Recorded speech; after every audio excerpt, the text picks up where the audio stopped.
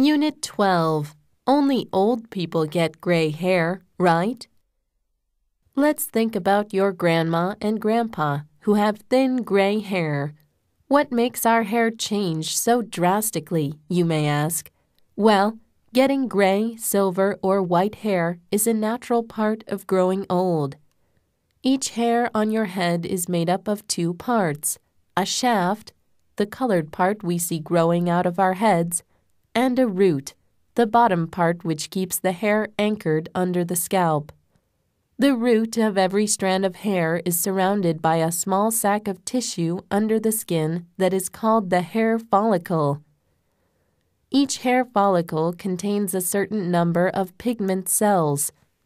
These pigment cells continuously produce a chemical called melanin. Melanin gives the growing shaft of hair its color of brown, blonde, red, or dark brown.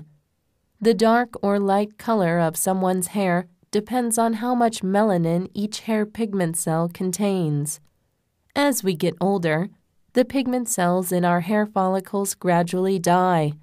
Fewer pigment cells in a hair follicle mean that the strand of hair will no longer contain as much melanin.